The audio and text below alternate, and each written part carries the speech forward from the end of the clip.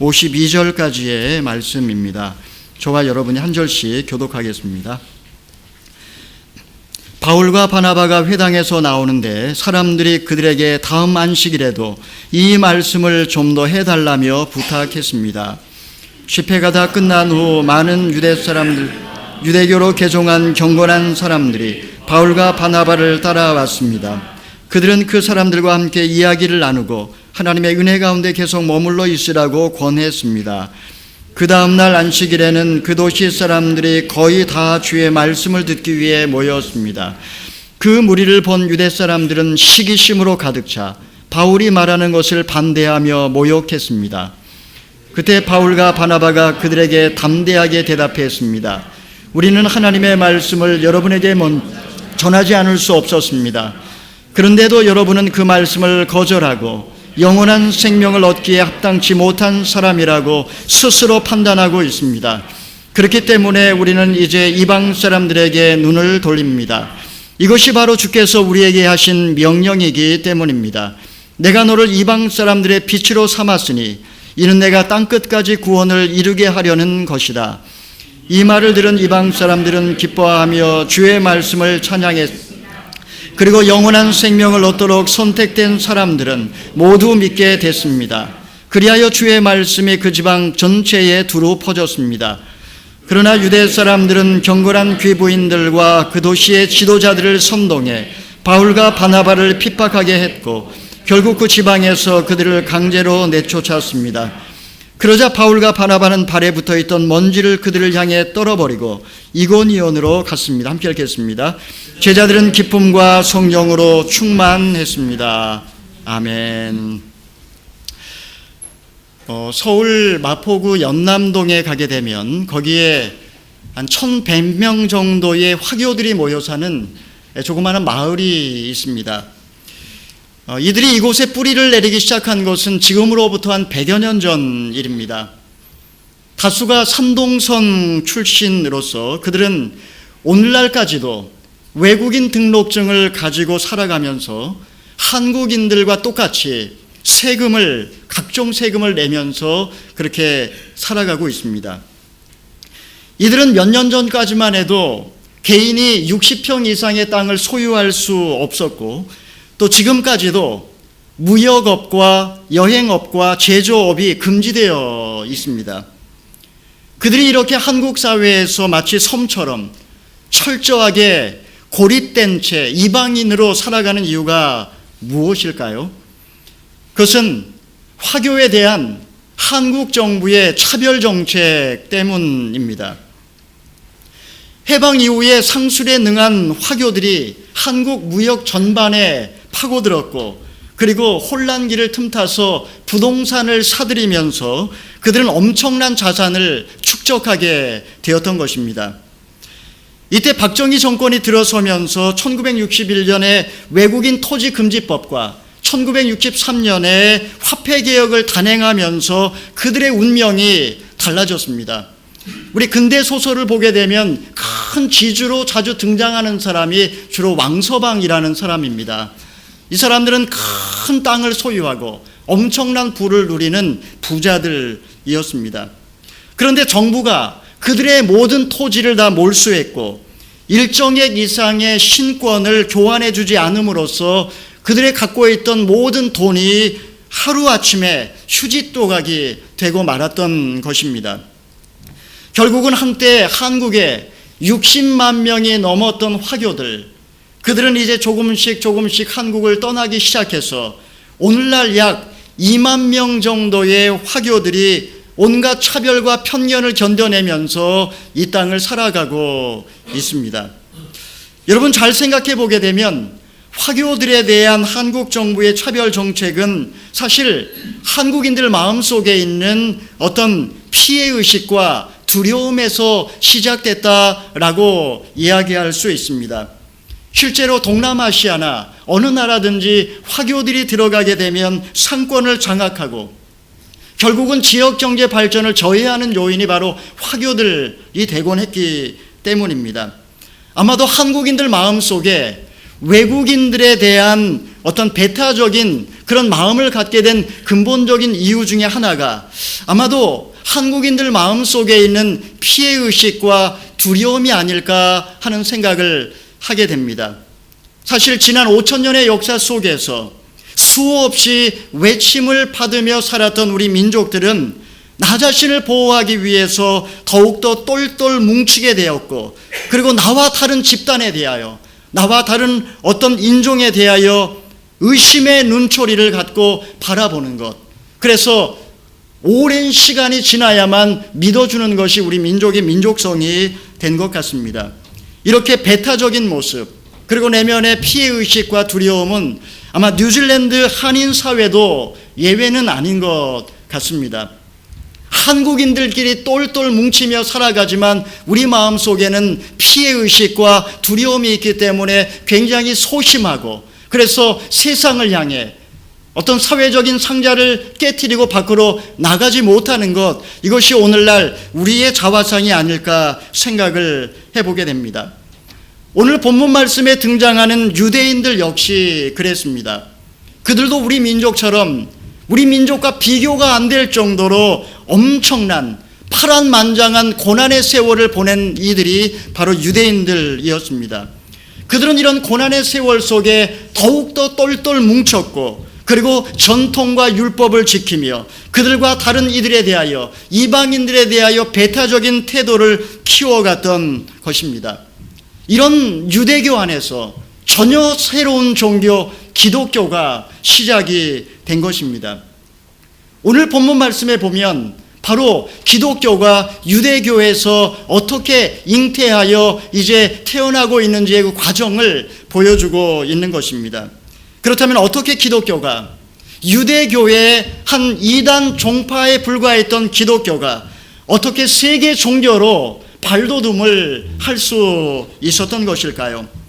어떻게 이 땅의 교회가 세상을 향하여 정말 건강한 영향력을 끼치는 교회가 될 수 있을까요?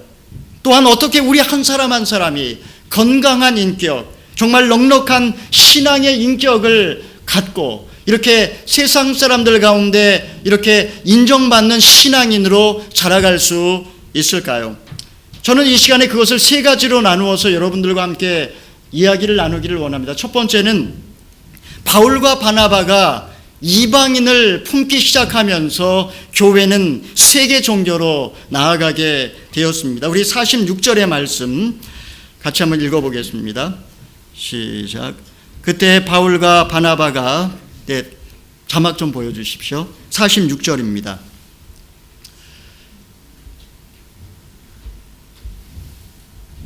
네, 같이 읽겠습니다. 시작. 그때 바울과 바나바가 그들에게 담대하게 대답했습니다. 우리는 하나님의 말씀을 여러분에게 먼저 전하지 않을 수 없었습니다. 그런데도 여러분은 그 말씀을 거절하고 영원한 생명을 얻기에 합당치 못한 사람이라고 스스로 판단하고 있습니다. 그렇기 때문에 우리는 이제 이방 사람들에게 눈을 돌립니다. 우리는 먼저 여러분에게 말씀을 전하지 않을 수 없었습니다.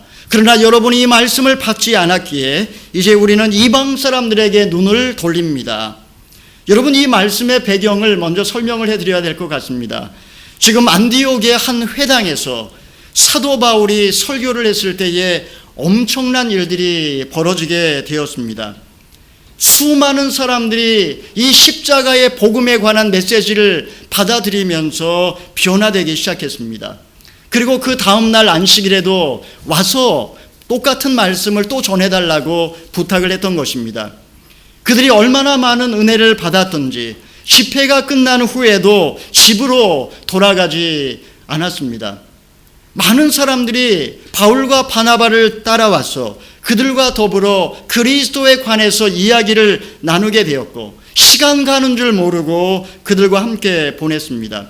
사도 바울은 이제 헤어질 시간이 되자 그들 은혜 가운데 부탁하며 권면하고 돌려보냈습니다.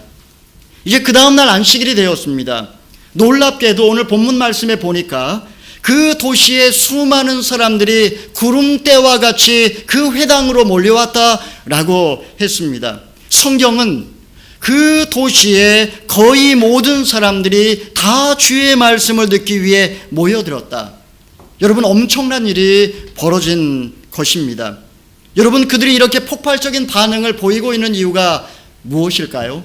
그리스 로마 신화 그 어디에서도 그들이 발견할 수 없었던 진정한 영혼의 구원을 그들은 보았기 때문입니다.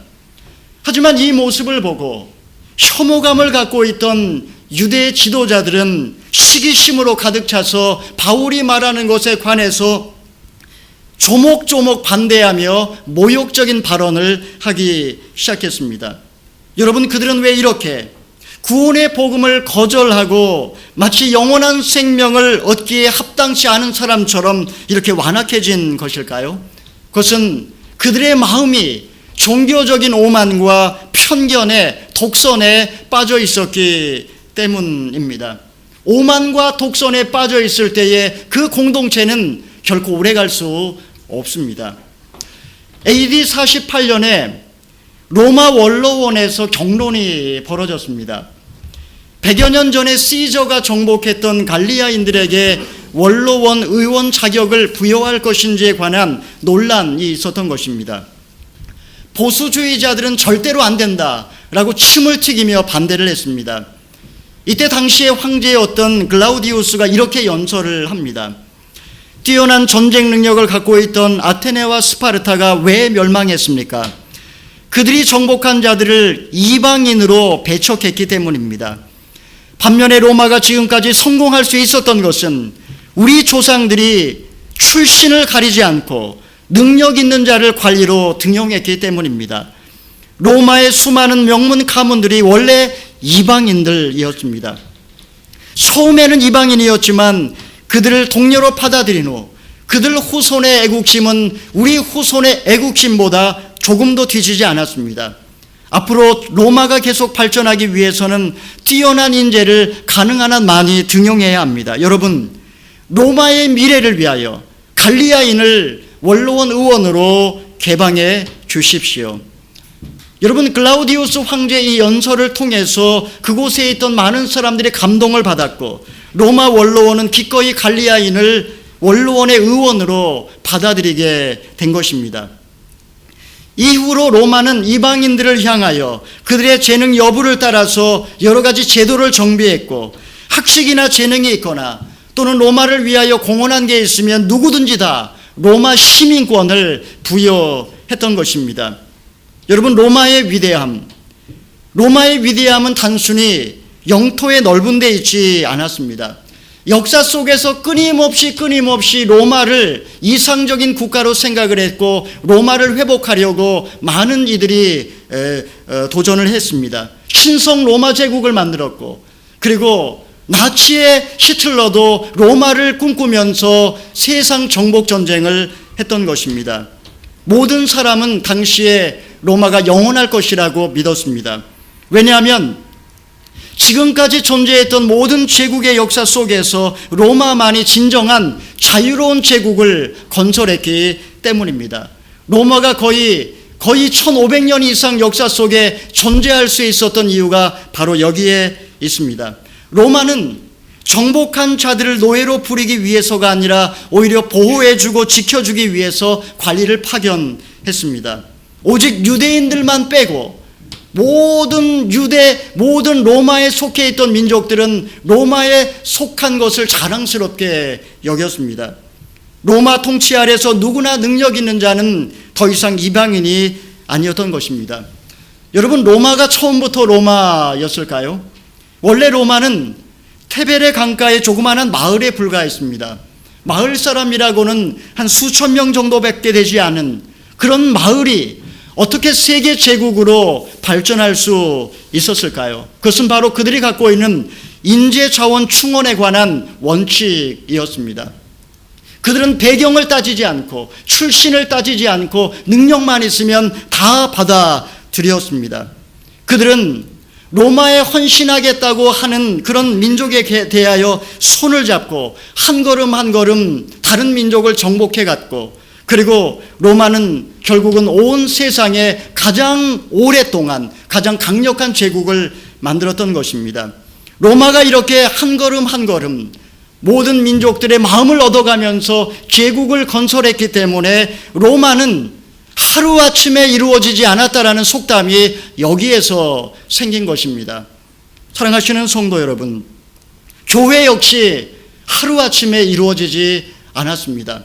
이 땅에 하나님의 교회, 예수 그리스도의 피값 주고 사신 예수 그리스도의 교회는 하루아침에 이루어지지 않았습니다. 교회가 세상에 거룩한 영향력을 끼치기 위해서 교회는 먼저 이방인들을 품었고, 그리고 예수 그리스도의 사랑의 복음을 통해 세상 만민이 누구나 다 차별 없이 구원받을 수 있는 복음을 전해 주었습니다. 피부색이 다른 외국인뿐만 아니라 우리 주변에 얼마나 많은 이방인들이 존재하는지 모릅니다. 나의 사회적인 그런 박스 안에 갇혀서, 우리는 내 안에 갇혀서 내 바깥으로 나가지 못하고 살아가는 경우가 얼마나 많습니까? 또 우리 마음속에는 어떤 편견과 오만과 독선을 가지고 다른 사람을 판단할 때가 얼마나 많습니까?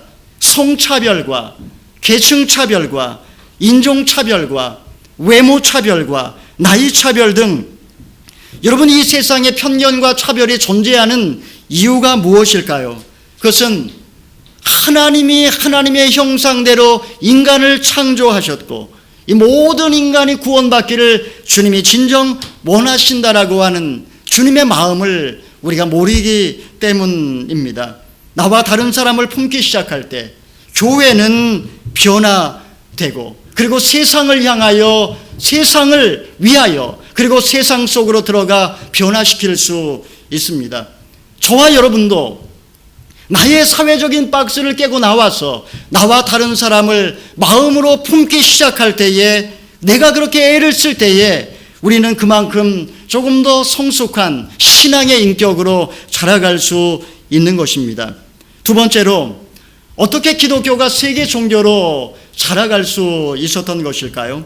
그것은 바울과 바나바가 세상의 빛으로 살았기 때문입니다. 세상의 빛으로 드러났을 때 교회는 세상의 어두움을 밝히고, 그리고 모든 어두움을 몰아내고 세상의 빛의 역사를 시작할 수 있었던 것입니다. 우리 47절의 말씀 읽어보겠습니다. 시작. 이것이 바로 주께서 우리에게 하신 명령이기 때문입니다. 내가 너를 이방 사람들의 빛으로 삼았으니 이는 내가 땅끝까지 구원을 이루게 하려는 것이다. 지금 사도 바울이 설교에서 인용하고 있는 이 말씀은 사실은 이사야 선지자에게 하나님이 주신 말씀이요, 또 이사야 선지자의 고백이기도 합니다. 이사야 선지자는 하나님의 부르심을 받고 그 당시 멸망에 가는 이스라엘을 향하여 힘을 다해서 말씀을 전했습니다. 하지만 눈에 보이는 열매는 보이지 않고 이스라엘은 점점 멸망을 향하여 치닫는 모습을 보면서 이사야는 피해의식과 절망감에 사로잡혀 있었습니다. 이때 그는 내가 헛되이 수고하였으며 무익히 공연에 내 힘을 다하였다라고 고백했습니다. 이때 하나님이 이사야에게 주신 말씀이 오늘 본문 말씀입니다. 내가 너를 이방의 빛으로 삼겠다. 여러분, 지금 이스라엘 백성 하나 감당하지 못하고 쩔쩔매고 있는 이사야를 향하여 하나님, 내가 이방의 빛이 될 것이라고 말씀해 주셨던 것입니다. 여러분, 이것은 당장 이루어질 이사야 시대의 모습이 아니라 예수 그리스도를 통하여, 그리고 이후에 성령 시대를 통하여 일어날 이 세상 마지막 날 환상이었습니다. 이방의 빛으로 세상 만민이 구원받는 그 환상을 사도 바울은 붙들었고, 이 환상이 오늘날 이루어지고 있는 현실을 목도하면서 그런 현재의 모든 고난을 넉넉하게 이겨낼 수 있었던 것입니다. 사도 바울의 메시지, 이방의 빛으로 구원의 복음을 전하는 사도 바울의 말씀을 듣고 이방인들은 기뻐하며 하나님의 말씀을 찬양했습니다. 그리고 영생을 얻도록 선택된 이들은 모두 다 믿게 되었다라고 성경은 이야기를 하고 있습니다. 사도 바울의 메시지를 통해서 복음은 그 지방 전체에 두루 퍼지게 되었고, 그들이 가는 곳마다 표적과 기사가 나타나 주의 은혜의 말씀을 확증해 주었습니다. 사랑하시는 성도 여러분, 여러분, 이 세상에 빛이 없다면 어떤 일이 벌어질까요? 이 세상은 그 어떤 생명도 존재할 수 없는 칠흑 같은 어두운 죽음의 땅이 되고 말 것입니다. 여러분, 이런 세상 속에 빛 대신 그리스도가 오셨습니다. 사랑하시는 성도 여러분, 교회는 산 위에 있는 등불처럼 세상을 비추는 빛입니다. 하나님을 알지 못해 사망의 그늘에 앉아있는 영혼들에게 빛을 비추는 것, 이것이 교회에 하나님이 주신 사명입니다. 하나님이 나에게 복을 주시고 이 뉴질랜드 땅까지 보내주신 이유가 무엇일까요? 그것은 나 한 사람 잘 먹고 잘 살라고 하나님이 이곳에 보내주신 것이 아니라 이방의 빛으로, 이방 땅에 그야말로 샌딩 바디로, 보내심 받은, 내가 보낼 뿐만 아니라 센트 바디로, 내가 보냄받은 하나님의 사람으로 이곳에 존재하는 것입니다. 저희 성도들의 삶 자체가 세상의 어두움을 몰아내고 빛 대신 예수 그리스도를 드러내는 인생이 되기를 축원합니다. 우리 교회가 산 위에 있는 등경처럼 성도들의 착한 행실을 통해서 세상에 빛을 비출 수 있기를 축원합니다. 세 번째로, 어떻게 기독교가 세계 종교로 발돋움을 할 수 있었던 것일까요? 그것은 바로 영원한 도성, 바로 소망의 메시지를 우리에게 주셨기 때문입니다. 우리 50절에서 52절까지의 말씀 읽어보겠습니다. 시작. 그러나 유대 사람들은 경건한 귀부인들과 그 도시의 지도자들을 선동해 바울과 바나바를 핍박하게 했고 결국 그 지방에서 그들을 강제로 내쫓았습니다. 그러자 바울과 바나바는 발에 붙어있던 먼지를 그들을 향해 떨어버리고 이고니온으로 갔습니다. 제자들은 기쁨과 성령으로 충만했습니다. 여러분, 제자들은 기쁨과 성령이 충만했다라고 성경은 이야기를 하고 있습니다. 하지만 지금 그들은 핍박을 피해서 이고니온으로 도망갈 수밖에 없는 상황이었습니다.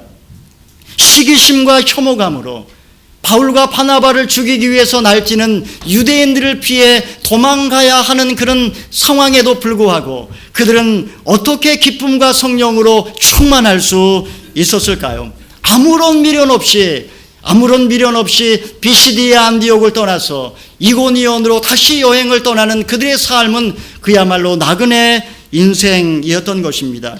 이방인으로, 나그네로, 그리고 이 땅이 영원한 토상이 있지 않다라고 그들은 믿었기 때문에 이 세상에 소망을 두지 아니하고 하나님의 상급을 기대하며 기쁨과 성령으로 충만할 수 있었던 것입니다.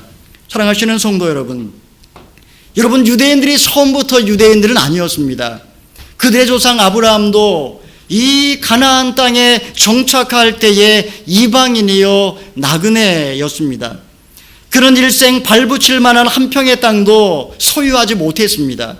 그러나 그는 떠나온 곳 갈대아를 생각하면서 그리워하지 아니하고 하나님이 위에서 예배해 놓으신 그 도성을 바라보며 그 인생을 살았습니다. 바울과 바나바가 이 세상에 미련이 없었기 때문에 발에서 먼지를 떨어버리고 다른 도성을 향해 나아갈 수 있었던 것입니다. 며칠 전에 제가 가끔 들어가서 살펴보는 밴드의 부고장이 하나 올라와 있는 것을 발견하게 되었습니다. 그 부고장에는 이렇게 기록이 되어 있었습니다. 사랑하는 저의 아내가 어제 저녁에 주님 품에 안겼습니다. 평상시 늘 그리움과 미안함으로 멀리서 바라보던 동역자들에게 저의 아내를 대신해 부고를 남기게 되어 안타깝습니다. 동탄에 하늘빛 우리 교회 왕재천 목사님이 올린 글이었습니다. 14년 동안 전혀 연락이 없었던 한 후배의 소천을 알리는 글을 남편이 아내의 밴드에 올려놓은 것이었습니다. 과거에 세브란스 병원에서 1년 동안 원목 교육을 받으면서 수많은 사람들이 죽어가는 것을 보았고 교회에서도 공동체를 섬기며 수없이 장례 예배를 보았지만 막상 젊은 시절 함께 했던 후배가 48살의 젊은 나이에 세 자녀를 남기고 세상을 떠난 소식을 듣고 한동안 망연자실했습니다. 하지만 저의 마음을 더욱 아프게 했던 것은 고1이 되었던 그의 둘째 딸이 남긴 글이었습니다. 둘째 딸이 엄마의 죽음 앞에서 엄마를 위해서 마지막 글을 하나 올린 것이 제 마음을 아프게 했습니다. 그 글에는 이렇게 써 있었습니다. 꽃은 시들어요. 슬퍼하지 말아요. 그러나 해가 뜨면 다시 필 것을 서러워 말아요. 안녕. 너무 고마웠고 사랑했어요. 그럼 꽃 같은 그대는 내내 어여쁘소서. 고등학교 1학년 된 한 여학생의 글입니다. 이 글을 읽으면서 눈에서 눈물이 쏟아져 내렸습니다. 그 아이는 4년 동안 암투병을 하고 있는 천사와 같은 엄마의 모습을 옆에서 지켜보면서 모든 절망과 슬픔의 순간을 통과한 뒤 이 세상 넘어 영원한 도성을 바라보기 시작했던 것입니다. 고난의 시간을 통과하며 그 어린아이는 그만큼 성숙해졌고 그만큼 깊어졌던 것입니다. 영원한 세계를 바라보고 그리고 이 세상이 잠깐 지나가는 나그네라는 사실을 알게 될 때에 우리는 더 깊어질 수 있고 더 성숙해질 수 있습니다. 사랑하시는 성도 여러분, 우리의 인생 자체가 이방인이라는 사실을 알게 될 때에 우리는 비로소 영원한 소망을 바라보기 시작합니다. 제 방에는 다음과 같은 글귀가 책장에 붙어 있습니다. 자신의 고향이 아름답다고 생각하는 사람은 아직 부드러운 초보다. 모든 땅을 자신의 고향으로 보는 사람은 이미 강한 사람이다. 그러나 전 세계를 하나의 타향으로 보는 사람은 완벽하다. 사랑하시는 성도 여러분, 교회는 이방인을 품기 시작하면서 세계 종교로 발돋움할 수 있었습니다. 교회는 산 위에 있는 등불처럼 사망 그늘에 앉아있는 사람들에게 빛을 비추었고, 그리고 지난 2000년의 역사 속에 교회는 수많은 사람들을 구원해 냈습니다. 성경은 끊임없이 우리에게 이 세상 그 어느 곳에서도 우리의 쉴 수 있는 고향은 존재하지 않는다라고 가르치고 있습니다. 내 주변에 있는 이방인들을 품고 세상의 착한 행실을 통해 빛을 발하고 영원한 도성을 향해 나아가는 것, 바로 이것이 우리 교회가, 우리 모든 성도들이 쫓아야 되는 영적인 방향입니다. 이 시간 여러분의 고향은 어디입니까? 여전히 고향 한국을 아름답다고 생각하십니까? 이곳 오클랜드도 정들면 고향이라고 생각하십니까? 아니면 이 세상 그 어디에도 우리의 고향은 존재하지 않는다라고 생각하십니까? 이 시간에 영원한 도성을 바라보며 우리 주변에 있는 이방인들에게 관심을 갖고 착한 행실을 통해 빛을 발하며 사시는 저와 여러분이 되시기를 주님의 이름으로 축원합니다. 아멘. 우리 이 시간에 말씀에 의지해서 한번 기도하기를 원합니다.